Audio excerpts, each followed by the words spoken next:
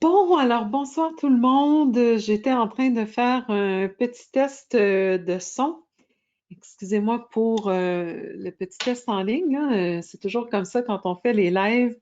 Quand on les teste tout seul, tout fonctionne. Et puis quand on arrive en ligne, il y a des petites surprises comme ça qui nous attendent. Donc, ben, bienvenue, bienvenue. Les gens s'installent tranquillement. Je vois les présences augmenter. Donc, ce soir, on a une petite rencontre d'1 heure. Le but, c'est vraiment d'échanger ensemble. Je vais vous parler dans un premier temps de la vitamine D. Donc, je vais m'attaquer à quelques mythes concernant la vitamine D par rapport au dosage, par rapport à nos besoins réels et tout ça. Et puis, je vais essayer de m'en tenir vraiment autour de 30 minutes. Ensuite, ce que j'aimerais faire, c'est ouvrir les micros. Donc, moi, je vais les ouvrir de mon côté et quand vous voulez prendre la parole, vous les ouvrez de votre côté. D'abord, pour répondre aux questions, bien entendu, les questions en lien avec la présentation de ce soir, donc portant sur la vitamine D, mais ça peut être aussi d'autres questions sur les produits AOR et je vais éteindre l'enregistrement dans la deuxième partie de ce soir pour que ça reste entre nous. Donc, la partie sur la vitamine D va être enregistrée. Et à partir du moment où je vous dis maintenant, je vais couper l'enregistrement, ouvrir vos micros, parce que pourquoi j'ai voulu partir les 19-20 de 2021, c'est vraiment dans un but de reconnecter. On le sait, avec les conditions actuelles, on est tous un petit peu isolés dans nos bulles. Des conseillers de produits de santé naturelle en magasin reçoivent beaucoup de gens qui sont un petit peu en état de détresse ces temps-ci parce que justement, on évite les hôpitaux, tout le monde n'a pas les moyens d'aller consulter en privé. Beaucoup de gens ont perdu l'accès à leurs assurances en perdant leur emploi. Donc, on reçoit beaucoup entre nous de gens qui ont des situations complexes. C'est pas facile. On vit nos propres insécurités par rapport à la situation actuelle. Donc, j'avais vraiment envie de créer cet espace où on peut échanger entre nous. Évidemment, quand on avait l'académie euh, en présentiel, ben, ça nous donnait la chance dans les pauses, après, avant les présentations, de jaser entre nous. Mais là, comme on est un petit peu isolé, c'est plus difficile. Alors, ce que je veux vraiment, c'est recréer un espace pour discuter entre nous des réalités qui sont très spécifiques, hein, en fait, à nous, parce que, bon, souvent, l'exemple que je donne souvent, c'est qu'on entend énormément parler de virus et de maladies depuis 1 an ou presque 1 an, mais personne ne nous parle de santé, personne ne nous parle d'immunité. Même à la limite, on décourage ce discours-là, on censure ce discours-là. Donc, on est vraiment comme dans une division qui s'en va en s'accentuant.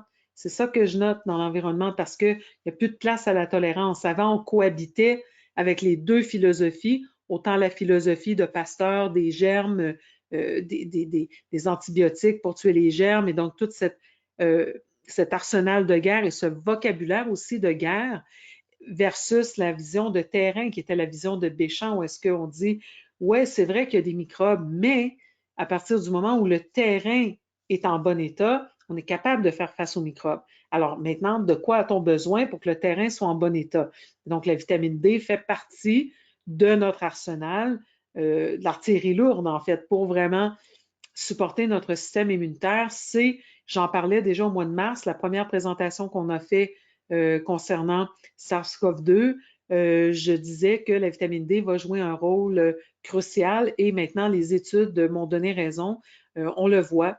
La vitamine D, c'est probablement la vitamine la plus importante qu'on peut prendre à ce moment-ci, mais il y a beaucoup de fausses informations entourant la vitamine D. Donc, c'est à ça qu'on s'attaque ce soir, mais aussi dans cet esprit de dire on jase ensemble. C'est un truc entre nous.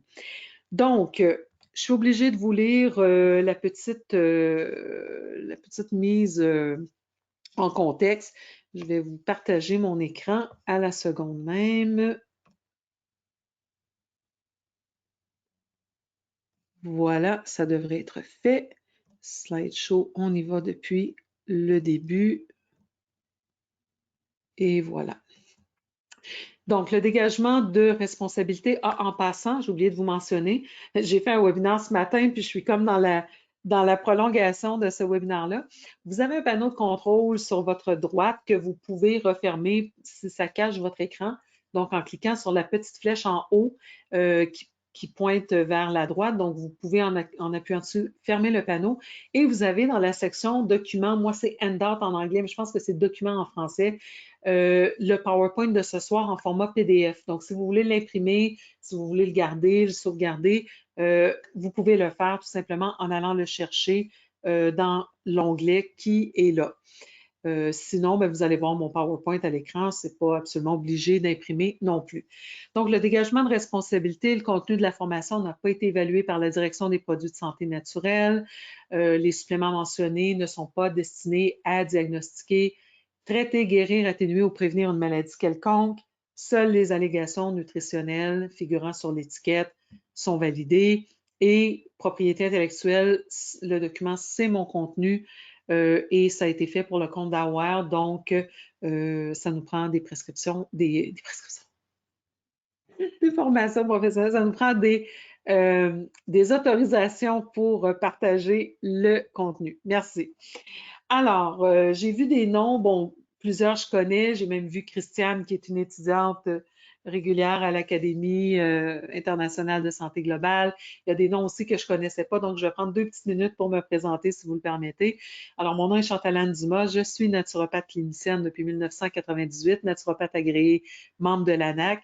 Je suis également conseillère médicale pour AWARE depuis presque 10 ans, ça fera 10 ans au mois de mars. Je suis homéopathe, bon, les autres choses, c'est moins important.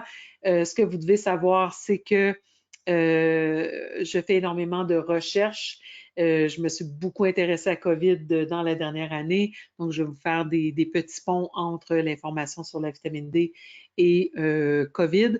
Et donc, chez Aware, je suis conseillère médicale, c'est-à-dire que je m'occupe de l'aspect technique, production de contenu, traduction, ces choses-là. Et on a la représentante au Québec qui est Sophie Desharnais, qui, elle, s'occupe des ouvertures de comptes, l'aspect donc évidemment plus commercial d'Aware au Québec. Alors, la vitamine D. D'abord, qu'est-ce que c'est la vitamine D? La vitamine D, je vais vous dire ce que c'est, mais je vais d'abord vous dire ce que ce n'est pas. Et la vitamine D n'est pas une vitamine. Parce que la définition concrète d'une vitamine, c'est une substance qui est absolument vitale pour le corps et qu'on doit se procurer via l'alimentation. Mais la vitamine D, on peut effectivement se la procurer via nos aliments, par exemple dans les champignons et même dans des sources animales comme le poisson, mais le corps peut aussi la fabriquer. Donc, lorsqu'on s'expose à la lumière du soleil, qu'on expose des parties suffisamment grandes de notre corps, la vitamine D sera synthétisée. Donc, on l'appelle vitamine D, mais en fait, c'est une hormone parce qu'elle est synthétisée à partir du cholestérol, au même titre, par exemple, que la progestérone, au même titre que les estrogènes.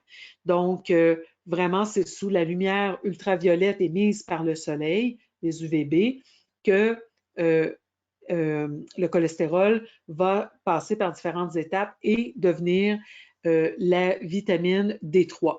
Donc, la vitamine D, on va continuer à l'appeler vitamine juste pour se comprendre, vient sous 2 formes, la D2 et la D3. La D2, c'est la forme végétale et la D3, c'est la forme animale. C'est déjà rendu une étape plus loin dans la transformation. Donc, en général, si vous achetez de la vitamine D sur le marché de source végétale, ça serait de la D2. Mais chez Aware, on a de la D3 qui est quand même de source végétale. Elle provient du lichen et via un processus de laboratoire, on la transforme en D3. Donc, elle n'arrive pas déjà en D3, mais on la transforme en D3. L'avantage, c'est évidemment que plus elle a subi de transformation, plus elle est prête d'agir au niveau des sites récepteurs. Alors, la vitamine D, on en a beaucoup parlé dans le contexte du métabolisme osseux. On sait que la vitamine D aide à fixer le calcium dans l'os. Et donc, tous les dosages de vitamine D ont été fixés dans cette optique d'avoir suffisamment de vitamine D pour fixer le calcium et ne pas souffrir d'une maladie qu'on appelle le rachitisme. Donc, quand on vous parle de 800 unités internationales par jour, qu'on autorise jusqu'à 1000 unités internationales par jour chez Santé Canada, c'est un dosage établi en fonction du rachitisme. Donc, quand vous avez 1000, Vous ne pétez pas le feu, vous n'avez juste pas le rachitisme. Est-ce que c'est la dose optimale pour favoriser l'immunité, pour favoriser l'humeur, parce que la vitamine D est très importante au niveau de l'humeur. C'est pas pour rien qu'on a des humeurs comme on a à ce temps-ci de l'année, alors qu'on est moins exposé à la lumière du soleil. Donc, on le sait tous, là, les journaux, il fait beau, on se sent bien. Alors, parce que la vitamine D, elle agit à une multitude d'endroits dans notre corps. En fait, dans le génome humain, on a trouvé 2776 sites de liaison pour le récepteur de la vitamine D et la vitamine D va agir directement au niveau de 229 gènes. Donc, c'est énorme. Comprenez-vous, c'est pas juste le métabolisme osseux, mais c'est l'immunité, c'est le diabète, c'est le cancer, c'est, comme je disais, l'humeur, régulation du poids. Bref, c'est impliqué dans un paquet de choses. Alors, qu'est-ce qu'on doit retenir de ça? D'abord, vitamine D n'est pas une vitamine, mais une hormone qu'on fabrique à partir du cholestérol sous l'exposition de la lumière. Deux formes, végétale ou animale. On peut faire quand même de la D3 à partir d'une source végétale en la transformant en laboratoire. Ça agit directement sur 229 gènes, donc bien au-delà du métabolisme osseux. Et sur la droite, vous avez le diagramme où on voit les différentes étapes de transformation de la vitamine D. Donc, comme vous voyez, on a une première transformation qui va s'effectuer au niveau du foie et on en a une deuxième qui va s'effectuer au niveau des reins. Et là, ce qu'on doit comprendre, c'est que ce qui génère ces transformations dans notre organisme, ce sont des enzymes. Les enzymes, pour être activées, ont besoin de clés, comme des clés dans des serrures. On appelle ça des cofacteurs enzymatiques. Eh bien, le rôle des vitamines et des minéraux dans la vie, c'est justement d'agir comme cofacteurs enzymatiques. Donc, on a besoin de cofacteurs pour activer ces enzymes-là. L'autre chose qu'on doit comprendre, c'est que les enzymes peuvent être soumises à des petites variations génétiques qu'on appelle des polymorphismes. On les appelle souvent SNP parce qu'en anglais, c'est Single Nucleotide Polymorphism. Donc, on les abrévie sous SNP. Et donc, des fois, même en français, on va parler de SNP. En fait, c'est tout simplement pour expliquer qu'il y a une petite variation sur ces gènes-là. Et lorsque cela survient, bien, la capacité du gène à transformer certaines vitamines ou à effectuer certaines fonctions dans le corps va être affectée. Donc, il y a des gens qui ont des problèmes génétiques sur des enzymes qui vont avoir maintenant beaucoup de difficultés s'ils ne se fient que sur la lumière solaire pour faire suffisamment de vitamine D. C'est mon cas. Je vous en parle parce que moi, je suis quelqu'un qui prend beaucoup de soleil. Je voyage normalement 2 à 3 fois par année dans le sud. Et l'été, je me fais bronzer dehors sur mon heure de lunch. Donc, j'ai toujours pris beaucoup de soleil et pour moi, ça fait une différence phénoménale. Le supplément que je sens le plus dans la vie, si je le prends ou si je ne le prends pas, c'est le supplément de vitamine D. Alors, il y a 2 ans, quelle ne fut pas ma surprise après avoir fini un été super bronzé? J'étais allée en vacances à Cuba au mois de juin. Mois de septembre, je suis super bronzée. Je passe mes prises de sang annuelles et mon taux de vitamine D borderline était presque à la limite là, d'être carencé. Je n'étais pas carencée, mais presque. Et puis, je me suis dit, mais comment ça se peut? Et puis, entre-temps, je fais mon test génétique, le My Blueprint, qu'on va voir un peu plus loin. Et qu'est-ce que je trouve? Dans les 4 étapes de transformation de la vitamine D, moi j'en ai 3 qui ont des polymorphismes. Donc, ma capacité à transformer la vitamine D à partir du cholestérol à l'exposition solaire est grandement affectée par ces variations génétiques. C'est pour ça que pour moi, de prendre un supplément de vitamine D, en plus de prendre du soleil, ça ferait une énorme différence parce que juste par le soleil, même si j'en prends beaucoup, j'y arrive pas. Alors, c'est important de savoir ce genre de choses-là parce que maintenant, je sais que je ne peux pas me passer de vitamine D et que les doses que je prends sont à peine suffisantes. Il faut même que j'aille dans des doses plus élevées, vu que moi, génétiquement, je ne pourrais pas faire mieux que ça. Donc, tout ça pour vous dire que la vitamine D, déjà au départ, c'est pas simple. Il faut comprendre qu'il y a des choses qui peuvent survenir dans le processus de transformation. La capacité aussi à produire la vitamine D est en fonction de notre taux de mélanine dans la peau. Par exemple, les gens qui ont la peau plus obscure, plus foncée, vont avoir un facteur de protection contre le soleil et leur capacité à produire de la vitamine D va aussi être affectée. Donc, dans 1 heure, par exemple, une personne comme moi, dans 1 heure, je peux peut-être produire 35 000, 40 000 unités internationales exposées en plein soleil de vitamine D. Quelqu'un à la peau noire va peut-être produire 5 000, 10 000, 15 000 parce que sa peau va protéger de la lumière du soleil et donc va avoir un impact négatif sur la production de vitamine D. Alors, je vous ai dit que la vitamine D elle est impliquée dans des fonctions beaucoup plus larges que juste le métabolisme osseux, par exemple au niveau de l'immunité. Alors, la vitamine D peut diminuer le risque de contracter certaines infections virales et bactériennes de différentes façons en modulant la réponse immunitaire du système immunitaire inné et acquis. On a un système immunitaire qui est déjà là présent à la naissance, comme par exemple notre peau, qui empêche les intrus d'entrer, et on a notre immunité acquise qu'on développe à force d'être exposé aux virus ou aux bactéries dans notre environnement. Donc, la vitamine D va agir des deux côtés. Elle stimule l'expression génétique des peptides antimicrobiens dans les monocytes, les neutrophiles, les cellules épithéliales. Bref, ce qu'on doit retenir de ça, c'est qu'il y a des parties antimicrobiennes dans notre système immunitaire qui dépendent de la vitamine D. Ensuite, les cellules des voies respiratoires convertissent la vitamine D en sa forme active. Alors, qu'est-ce que ça nous dit? Ça veut dire que la vitamine D est très importante pour le système respiratoire parce qu'on en garde des précurseurs le long de notre système respiratoire pour que dès qu'il y a une infection ou le potentiel d'une infection présente, le corps dit maintenant, ah, je vais transformer ma vitamine D sous sa forme active. Ensuite, au niveau de l'inflammation, la vitamine D est très importante aussi. Elle va supprimer les cytokines inflammatoires. Donc, il y a un équilibre entre les cytokines pro- et anti-inflammatoires. Et donc, la vitamine D va aider à moduler l'action des cytokines, particulièrement en ralentissant les cytokines inflammatoires. Elle est en partie responsable de la douleur, de la fièvre, de la congestion associée à l'influenza. Si on a une carence en vitamine D, on va avoir plus d'inflammation. On a beaucoup parlé de la fameuse tempête de cytokines dans le cas de COVID, par exemple. Alors, on a vu, les études maintenant démontrent que les gens qui ont eu les décompensations ou en tout cas les symptômes les plus sévères de COVID étaient, dans plus de 80% des cas, touchés par une carence en vitamine D. Encore que ce qui est considéré comme une carence, c'est déjà beaucoup trop bas comme taux de vitamine D. Mais même à ces taux-là, c'était des gens qui étaient carencés. Même chose au niveau des décès.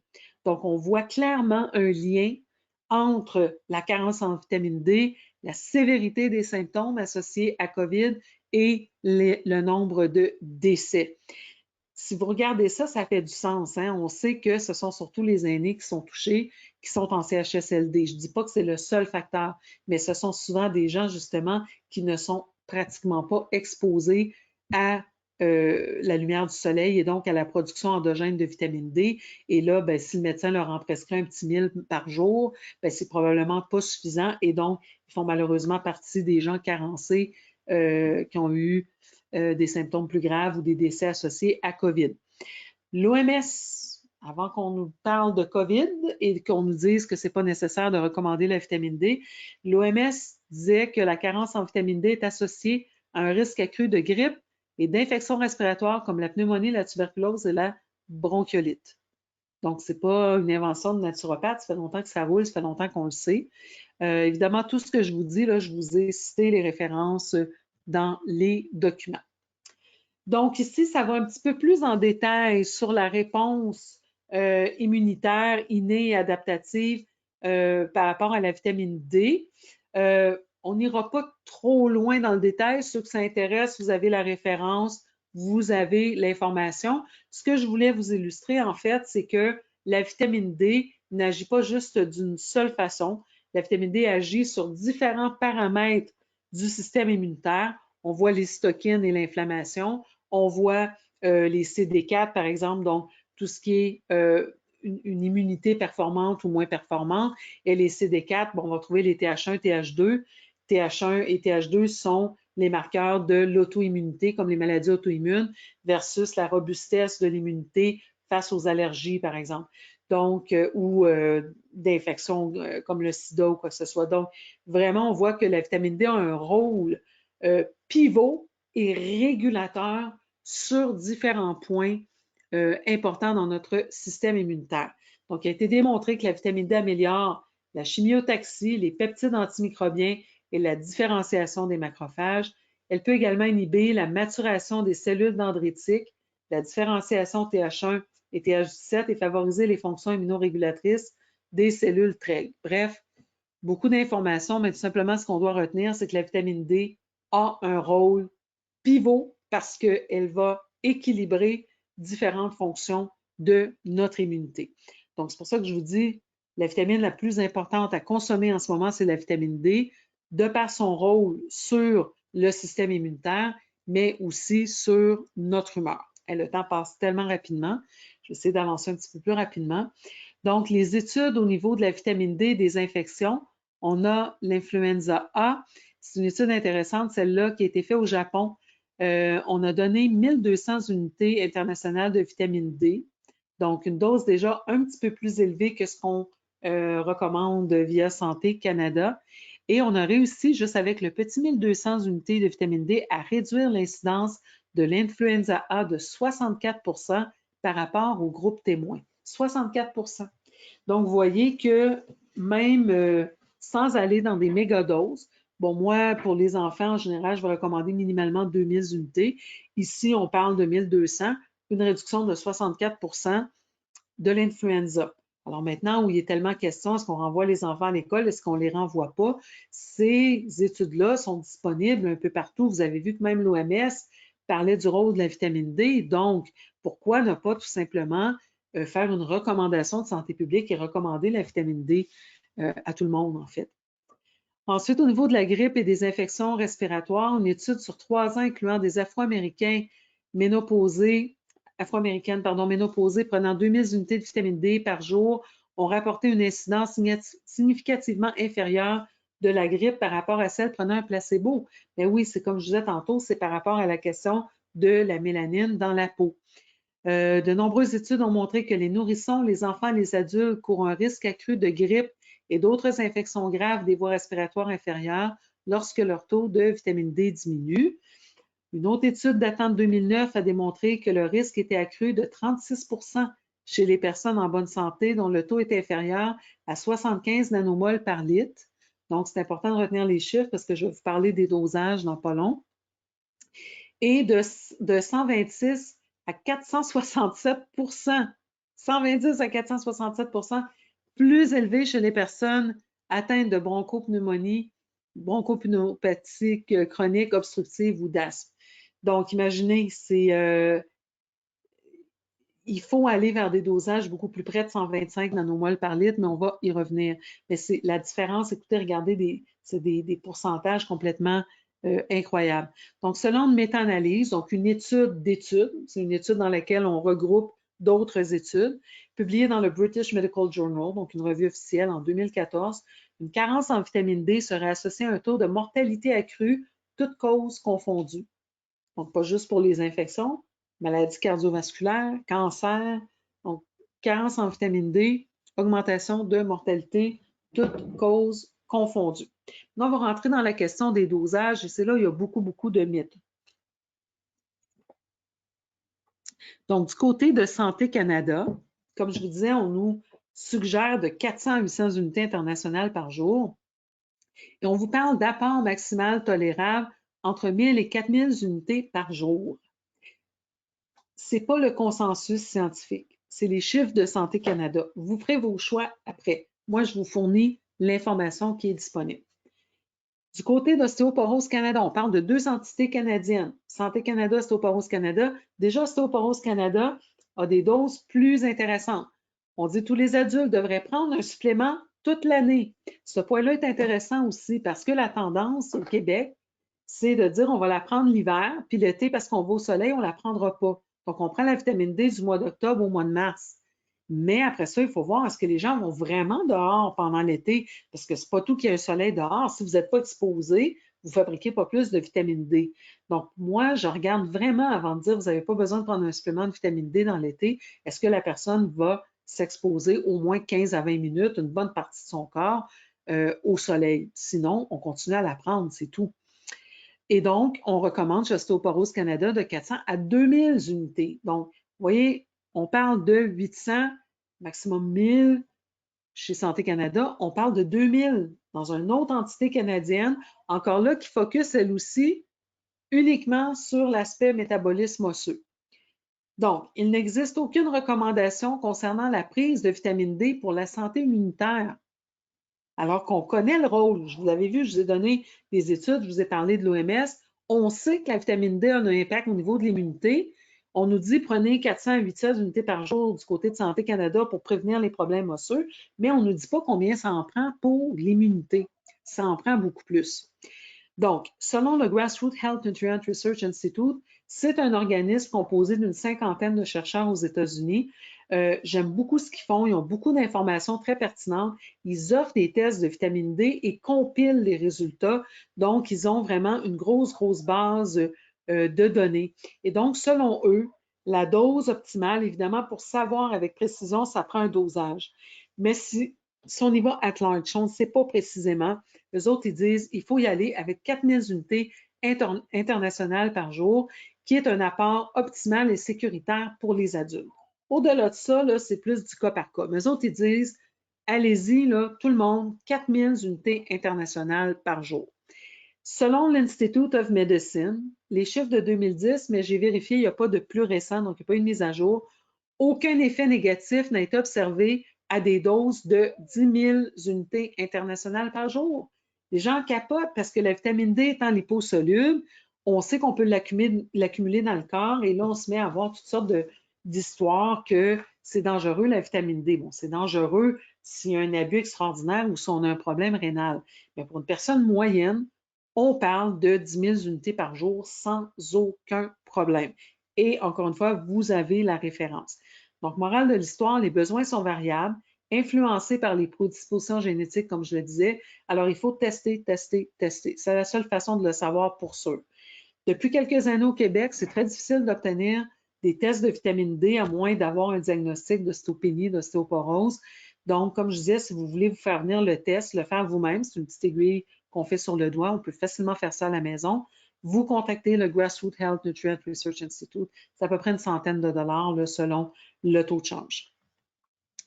Donc, la carence en vitamine D. Donc là, on va regarder, encore une fois, selon les normes établies.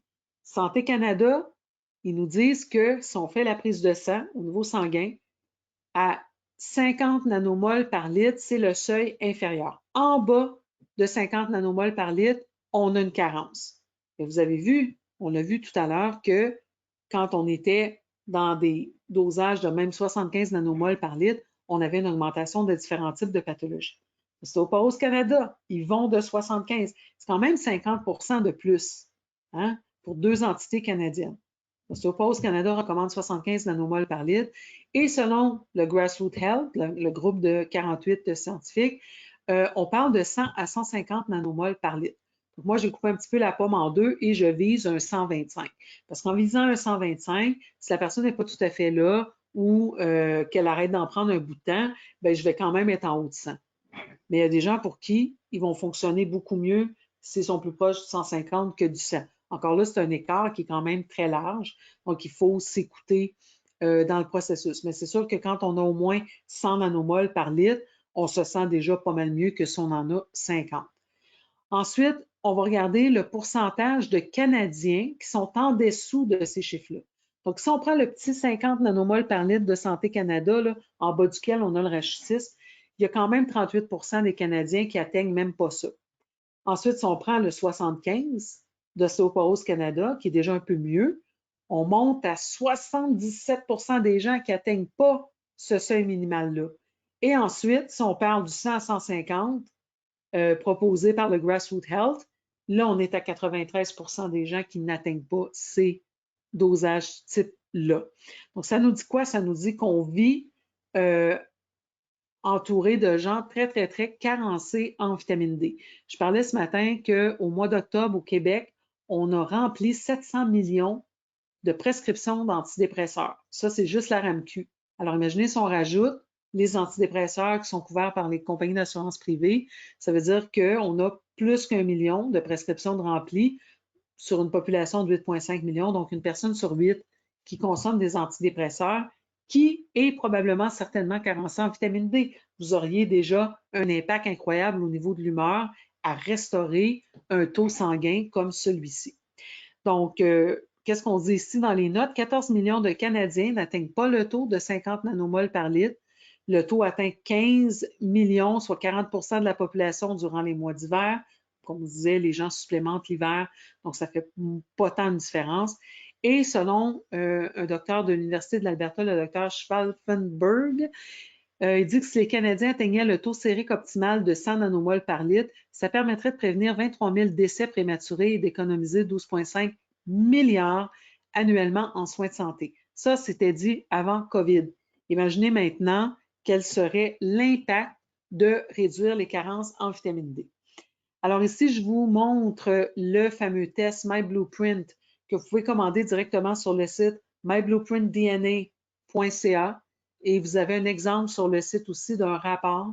C'est un rapport qui revient avec une cinquantaine de pages et qui nous donne, comme dans ce cas-ci, un plan d'action et des produits recommandés en fonction de notre génétique qu'on a prélevé avec un grand Q-tips au niveau de la joue. Donc, c'est tout simplement un prélèvement salivaire, rien à mettre dans le nez, pas de prise de sang, et vous renvoyez ça chez DNA Lab avec une enveloppe préaffranchie et vous avez une cinquantaine de pages de résultats qui nous indiquent quel type de vitamines vous devriez prendre, ou dans ce cas-ci, comme dans mon cas à moi, les variations génétiques qui font que je n'arrive pas à convertir ma vitamine D adéquatement. Alors, c'est une information sur 84 qu'on peut aller chercher dans ce test-là. Évidemment, le test vérifie la génétique. Il va nous dire quelle capacité on a à convertir notre vitamine D, mais il ne va pas nous dire notre taux. Moi, j'avais fait mon dosage sanguin pour voir que j'étais à la coche du 75. Mais le Blueprint, lui, m'explique où je bloque dans mon travail de conversion. Donc, c'est deux tests complémentaires. La différence, c'est que le Blueprint, vous ne l'offrez plus jamais. Si, par exemple, vous avez aucun problème dans la conversion de la vitamine D, vous en mangez normalement dans votre alimentation, vous ne devriez pas avoir de raison de vous préoccuper. Mais ultimement, c'est le test sanguin qui va nous dire est-ce qu'on a besoin de rajouter de la vitamine D, oui ou non. Alors, vous allez me dire, pourquoi on fait le test génétique? Parce que la génétique nous dit est-ce que je vais avoir besoin d'une grosse dose et est-ce que je vais avoir besoin de la donner régulièrement puisque la personne a un paquet de polymorphismes. Donc, ça vient nous parler dans le temps et dans le genre de protocole d'entretien à mettre en place. Chez Aware, la vitamine D, on l'a dans différentes formes, différents formats, on l'a en capsule. Moi, je préfère celle-ci qui est liquide. Elle est déjà émulsionnée, ce qui veut dire que même si elle est liposoluble, elle se dissout très, très bien. Par exemple, dans un petit peu de jus, on peut la mettre dans le smoothie, on peut la mettre dans n'importe quoi. Donc, comme je disais, c'est de la D3, mais qui est végétarienne parce qu'elle est fabriquée à base de lichen. Et l'autre petit point, c'est qu'on a un format adulte et un format enfant. On l'a en 50 et on l'a en 100 ml. Le 100 ml est plus avantageux parce que c'est un plus gros format. Et la différence entre le produit adulte et le produit enfant est la taille du compte-gouttes. Donc, vraiment, étant donné que même pour les enfants, moi, je vais recommander du 2000 unités par jour et plus, je recommande carrément seulement la bouteille adulte pour tout le monde dans la maisonnée et le grand format parce que le rapport qualité-prix est plus intéressant. Qu'est-ce que j'ai d'autre ici comme information là-dedans? Ah oui, des fois les gens vont dire, la vitamine D, elle est quand même assez chère, mais il faut voir que 6 gouttes correspond à 2 ml, donc ça serait pour le 1000 unités. Je vous ai mis un petit plus à côté parce que, comme je vous dis, le 1000 unités, c'est ce que Santé Canada nous autorise à recommander sur les produits. Quand je vous mets un petit plus, c'est que les recherches vont dans une autre direction que ce que Santé Canada nous permet. Si on y allait hypothétiquement, c'est juste un exemple, si on y allait à 5000 unités par jour, donc 5000 unités par jour, on parle ici de 0,2 ml pour 1000 unités. On en veut 5000, donc on irait à ce moment-là à 1 ml par jour, ou si vous voulez le garder en gouttes, 6 fois 5, parce qu'au lieu d'avoir 1000, on veut 5000. 6 fois 5, 30, donc ça serait 30 gouttes de vitamine D par jour. Donc, le restant, c'est les dosages. Et je vous ai mis une idée du prix aussi pour que vous voyez à combien vous revient le prix d'un 50 versus d'un 100 ml versus la vitamine D3 d'une autre compagnie. Donc, c'est ce que j'avais à vous dire concernant la vitamine D. Donnez-moi une petite seconde, je viens ouvrir. Bon, c'est pas si pire, j'étais à 36, je pensais qu'on allait dépasser plus que ça. Je viens ouvrir les micros de tout le monde. Donnez-moi une seconde, ça fonctionne vraiment pas très bien, cette histoire de micro.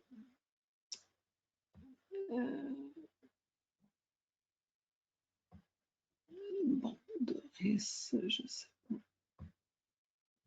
Ça veut pas s'ouvrir. Attendez, je réessaie comme ça. Yes. Alors. OK, j'ai compris. 2. Attendez, faites attention si vous avez un bruit de fond de mettre votre micro en self-mute parce que sinon on va entendre le bruit. J'arrive tranquillement. Doris, c'est ouvert. Manon, c'est ouvert. Attends, Doris, c'est toi-même. Ensuite, ici, on va ouvrir celui-là aussi. Mouna, c'est ouvert. Ensuite, excusez-moi, c'est supposé d'ouvrir tout le monde en même temps, mais ça ne fonctionne pas très bien. Sophie, c'est ouvert. Et qui j'ai suivi?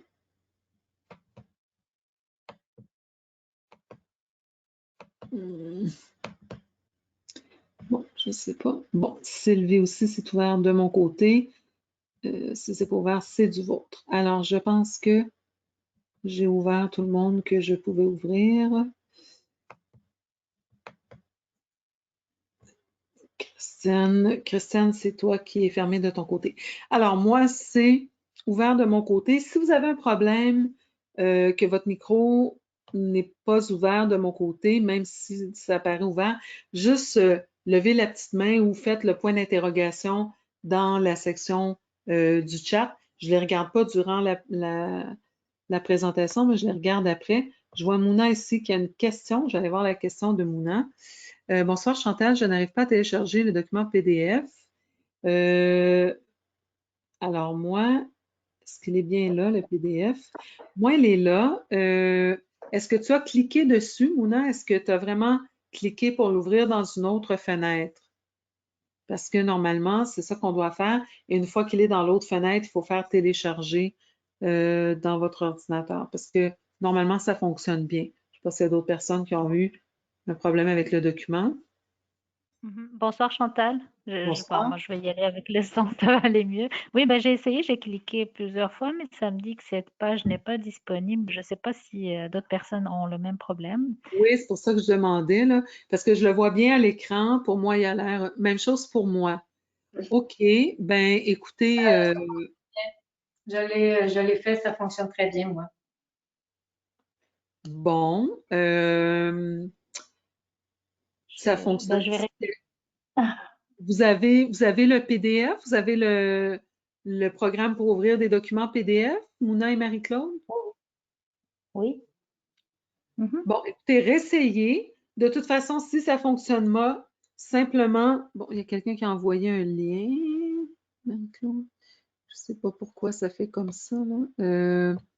Attendez un instant, je vais essayer. Ah non, ça ne va pas fonctionner. Je suis en train de voir si je pouvais. Une limite réalité. Non, il va falloir que je les mette dans un Google Drive. Écoutez, sinon, j'arrive là-dessus. OK. Ben, juste à m'envoyer un courriel après la présentation, envoyez-le à cdumas@aware.ca. Et puis, je vous l'enverrai directement à partir de mon courriel parce que je ne sais pas, on fonctionne toujours comme ça, puis normalement, ça fonctionne bien. C'est peut-être parce que je l'ai fait directement de notre Drive d'Aware au lieu du Google Drive. Là, c'est peut-être pour ça qu'il y a une espèce de truc de sécurité qui empêche. Donc, juste m'envoyer un courriel, puis je vais vous l'envoyer directement. Ça Donc, marche. c'est ça pour ça. Laissez-moi juste aller, je vais réouvrir mon petit panneau de chat pour voir s'il y avait des gens. Oui, bon, question. Donc, Claude Mouna s'est répondu. Je vois pas de questions, je vois pas d'autres petites mains. Oui, petite main, Sylvie, j'arrive. J'arrive là-dessus. Laissez-moi voir, Sylvie. Sylvie, c'est-tu parce que... Ouais, attendez, c'est ça, je pense que c'est que votre micro s'est refermé. OK, le micro est ouvert de mon côté. Oui, voilà, vous vouliez parler, c'est ça? J'avais une question par Oui, rapport allez-y. à ceux qui ont un problème d'ostéopénie ou d'ostéoporose. Et Oui. le dosage, est-ce que c'est le même ou que de ce dont vous avez parlé ce soir, ou s'il faut aller un peu plus loin? Bien, encore là, c'est ce qui va déterminer le dosage, c'est pas la pathologie, c'est vraiment des trucs comme les prédispositions génétiques. C'est pour ça que je vous mentionnais le titre, le test de My Blueprint DNA, parce qu'il y a différents facteurs qui pourraient expliquer l'ostéopénie. Par exemple, un manque d'acidité chlorhydrique, soit parce qu'on prend des inhibiteurs de pompe à protons ou des antiacides qui font qu'on n'absorbe pas bien nos minéraux, soit parce qu'on a des carences tout simplement en calcium, en magnésium, soit parce qu'on est hyper acidifié pour toutes sortes de raisons. Donc, c'est pas nécessairement à cause de la vitamine D. Donc, on peut pas juste dire sur la base d'une ostéopénie ou même d'une ostéoporose, on doit prendre encore plus de vitamine D parce que tant qu'on n'a pas fait les investigations, on ne sait pas quelle est la cause. Ça pourrait être aussi, par exemple, une intoxication au plomb. Le plomb va prendre la place du calcium dans les os. Donc, à ce moment-là, ce n'est pas un problème de vitamine D, c'est vraiment un problème de minéralisation parce qu'il y a des métaux lourds de présent. Donc, je ne peux pas me servir juste d'un diagnostic médical pour justifier une augmentation de la dose de vitamine D. Ce qui va faire que je vais en recommander plus, ça va être une peau plus foncée parce qu'on sait qu'à ce moment-là, ça va avoir un impact sur la production. Je vais en recommander plus s'il y a des polymorphismes génétiques ou si, par exemple, la personne en prend, puis au niveau sanguin, ça ne semble pas augmenter. Alors, on peut penser que soit elle ne prend pas une bonne forme de vitamine D, elles ne sont pas toutes égales en termes de biodisponibilité, ou il y a un problème d'absorption pour une raison X. Le foie peut avoir une pathologie, les reins peuvent avoir des pathologies qui font qu'on n'utilise pas bien la vitamine D. Donc, c'est vraiment le dosage sanguin qui va nous dire est-ce qu'on augmente, est-ce qu'on n'augmente pas. Parce que même le blueprint, il va nous donner une orientation de la personne, mais on ne sait pas ultimement. Par exemple, moi, ça aurait pu que j'ai toutes les variations génétiques que j'ai, mais que parce que je prends 5000 unités par jour depuis longtemps, je ne sois pas carencée. Mais c'est vraiment mon test sanguin qui m'a confirmé qu'il y avait presque une carence. Donc, pour vraiment déterminer, c'est pour ça que je vous dis, la façon, c'est tester. Test sanguin, faites-le venir sur Grassroots si vous ne pouvez pas l'avoir gratuitement via votre médecin. Si c'est un problème récurrent, exemple, justement, vous prenez le 5000 unités par jour, puis vous ne prenez pas de médicaments qui interfèrent avec la vitamine D, puis vous avez de la misère à augmenter votre taux de vitamine D, là, vous pouvez penser à aller faire des tests, par exemple, au niveau génétique, pour voir c'est quoi le facteur qui fait que même en prenant de la vitamine D, le taux n'augmente pas. Donc, il faut vraiment, la vitamine D, il n'y a pas, on ne peut pas dire on va se fier sur des symptômes de ci, de ça, ou on va se fier sur un diagnostic médical. La seule façon de le savoir pour sûr, c'est de tester. Alors, ça répond. Oui, merci. Bienvenue. Bon, Marie-Mouna, ça doit être les mêmes questions, les mêmes petites mains sont restées. Doris, allez-y, votre micro est ouvert. OK, parfait. Moi, j'ai une question concernant la relation entre la vitamine A et la vitamine D. Du fait qu'on parle souvent que A est aussi bonne pour l'immunité. On mentionne aussi qu'il y a un ratio A et D à respecter, non? un 4, un 5, là, je pense quelque chose comme ça. Fait que c'est ça, j'aimerais ça que tu puisses nous Ouais. éclairer un peu là-dessus. Oui, ben la vitamine A, en fait, j'en parle un peu moins et c'est bien que tu le mentionnes. C'est Doris que je connais de chez Maurice, hein? Maurice, oui, oui. Tu fais bien de le mentionner. En fait, c'est que la vitamine A, dans certaines études, en fait, on a encore les méta-analyses, hein, on peut aller choisir les études qu'on veut choisir. Et si on n'est pas animé de l'intention de valider les vitamines, mais bien de les discréditer, on va choisir les mauvaises études. N'empêche que dans certaines études, particulièrement chez les fumeurs, la vitamine A en forme de vitamine A semblait avoir légèrement augmenté le risque de cancer du poumon. Le problème, c'est pas la vitamine A, c'est la cigarette, on s'entend, mais il y avait quand même une corrélation. Donc, de moins en moins, on va recommander la vitamine A sous forme de rétinyle ou rétinol ou de différents dérivés de la vitamine A, sauf, entre autres, chez les personnes qui font de l'hypothyroïdie parce que on a de la difficulté à convertir le bêta-carotène en vitamine A. Donc déjà, ça, c'est le premier point pour la vitamine A. La vitamine A est importante au niveau de la vue, est importante au niveau des muqueuses. Donc, elle a un rôle à jouer dans certains endroits de l'immunité, mais son rôle le plus important est au niveau des muqueuses.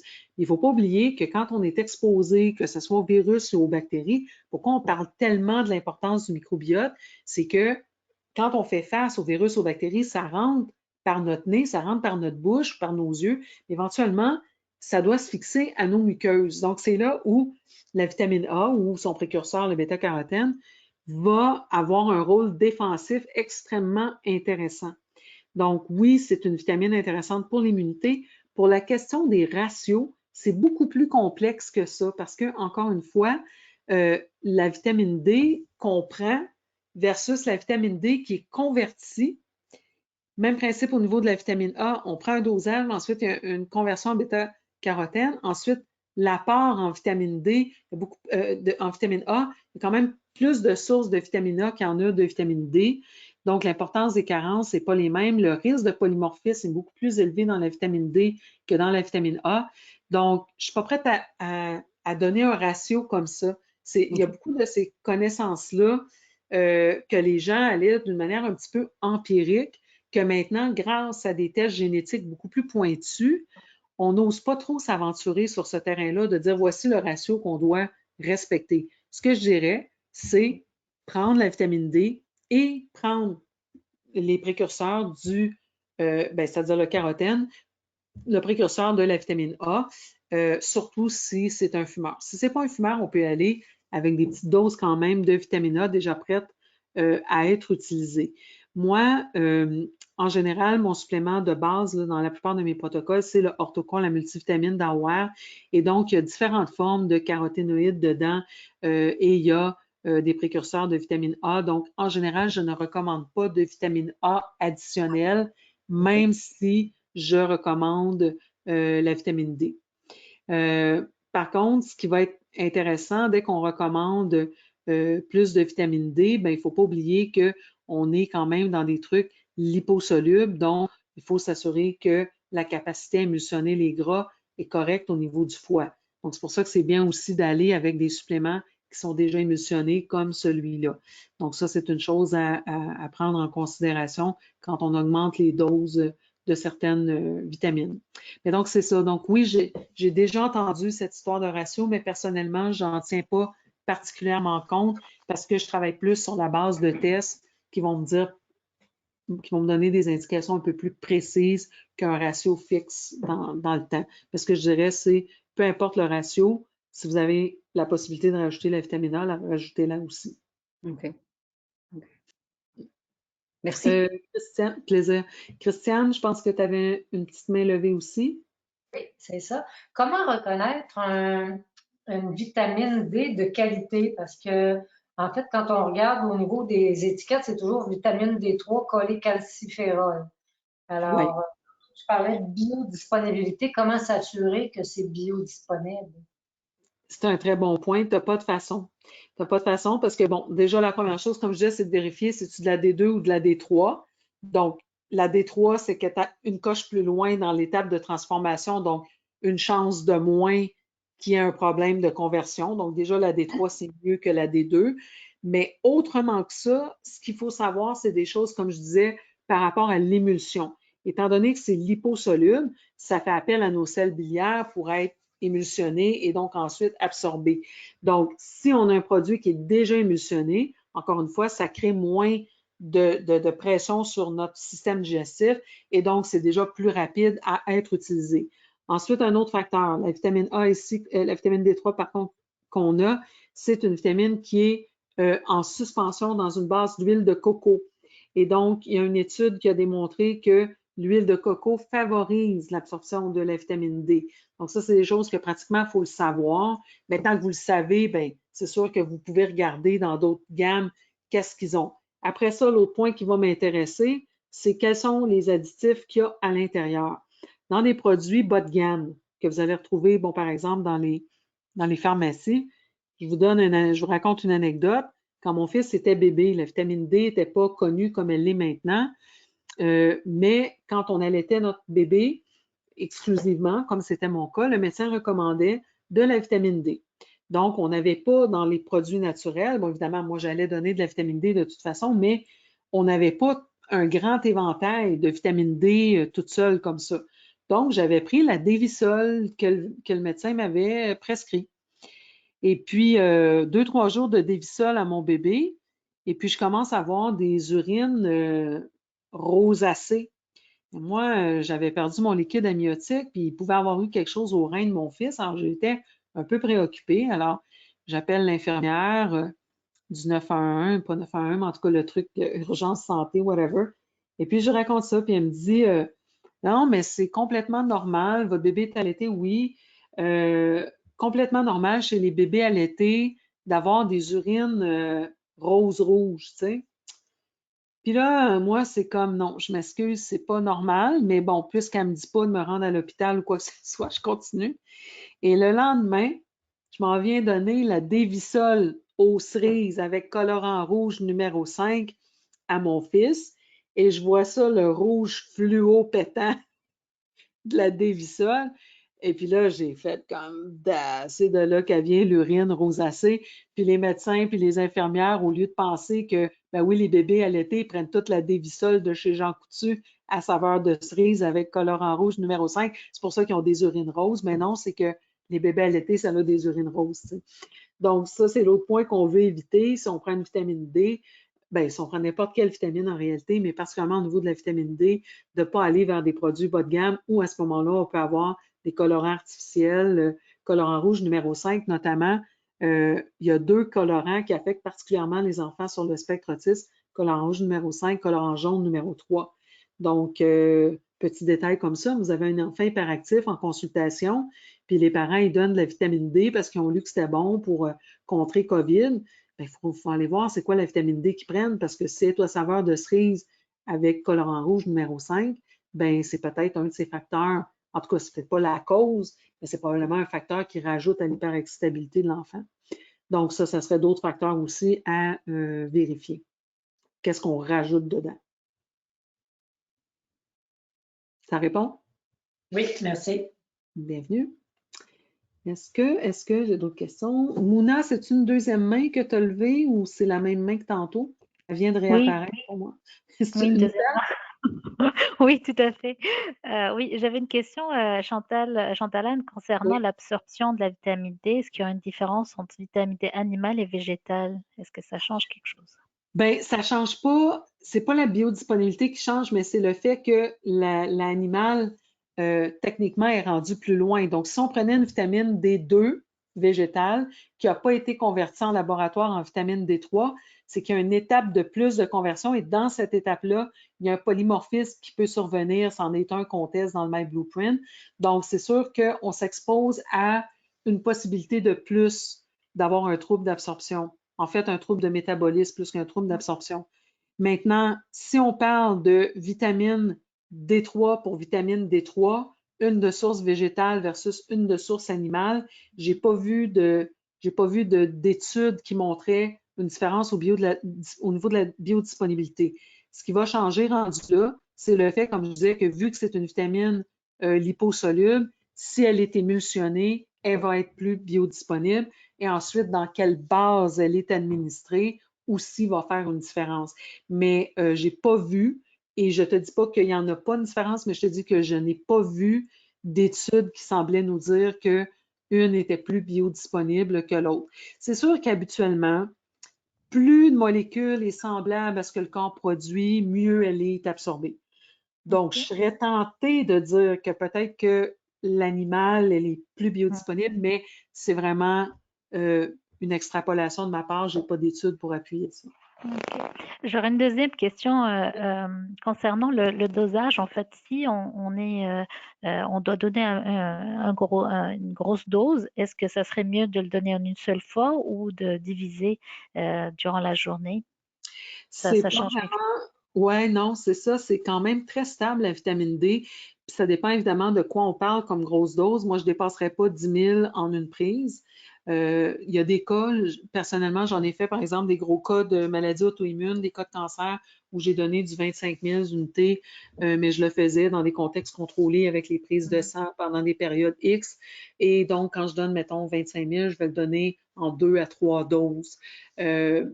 Mais si on parle de 5 000, 7 000, 8 000, de le donner en une dose, il n'y a pas de problème. Il y a même du côté pharmaceutique, justement pour les patientes qui font de l'ostéoporose, des trucs à 25 000, 50 000 qu'on donne en une prise. Ok. Donc, je serais moins tentée de ça, encore une fois, pour la question hépatique. Mais si on parle d'une dose sur une journée, il n'y a absolument pas de problème. Au-delà de 10 000, on les sépare. Par principe, hein, encore là, je n'ai pas vu quelque chose qui dit qu'on doit le faire comme ça, mais c'est juste que la logique veut qu'on ne va pas surcharger le pancréas pour rien. Si on peut séparer les doses, on va le faire. Ok, merci. Bienvenue. Donc, je pense que j'ai fait le tour. Ce que je vais faire maintenant, je vais simplement arrêter l'enregistrement pour si vous avez des questions, on va dire un petit peu plus confidentielles à me poser ou si vous voulez discuter de cas ou de choses là, un petit peu plus pointues, laissez-moi voir comment j'éteins mon enregistrement. Option, est-ce que non? Attendez, je ne vais pas vous raconter de blagues, vous dire que c'est éteint, que ça ne le soit pas. Question pose atelier dashboard. Bon.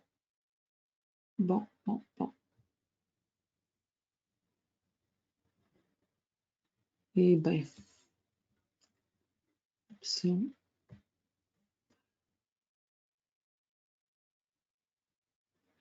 Bon, donnez-moi une seconde, soyez un petit peu patient avec moi. Normalement, il me semble qu'on voit ça facilement. Bon, voilà. Stop recording.